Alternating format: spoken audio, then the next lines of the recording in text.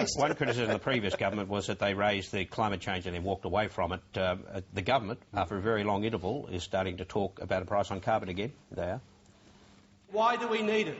We need it to stay competitive. We need to transform electricity generation for the future so that we are able to meet demand and not face power shortages and power outages. A carbon price is the most efficient method of tackling climate change. And when we go home, we can turn on the lights and cook a meal without questions the reliability of the electricity system in Australia. For many of the most vulnerable countries around the world, climate change represents an existential threat.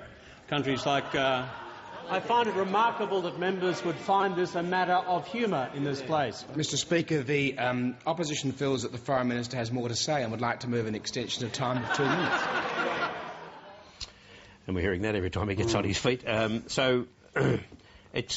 They're talking about climate change. They clearly feel as if they need to not only say they're committed to it, but talk about it. That was an interesting tactic that day. That was deliberate. I think they sort of realised you just sit in question time every day and get smacked around the head by Abbott, and he's very good at smacking him around the head on everything. And so that was a get on the front foot sort of day. And ask yourself, they asked every Dorothy Dixer of themselves that day about climate change, and every minister got a run on it. And it was, got to start trying to at least show you believe in it and try and... I don't understand this fundamental thing about Julia Gillard's tactics, though. She went at the beginning of this year to Kevin Rudd and persuaded him to drop the emissions trading system. There's a slight inconsistency there, isn't there? Because she realised this was going to really hurt them with the punters.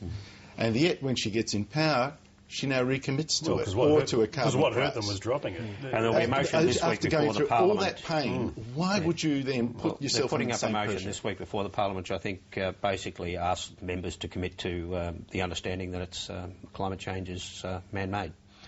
It'll be that simple. And the idea is just to flush out the sceptics on that side. Pure, stupid politics. That is pure, stupid politics. It advances the debate. Final sitting week of the year. I expect a lot of pure, simple and stupid politics. Have you ever been, or are you a member of the Communist Party? So you also wrote an article, about for the Sydney Morning Herald, in which, see if this is the authentic voice, do you think, of Julia Gillard. If you put a price on carbon, it will unlock one of the greatest forces on earth, the genius of the free market. She doesn't seem to understand that eminent economists have said that the free market is what has caused this problem, and that she's got to intervene in the free market to put a price on carbon to try and correct the problem.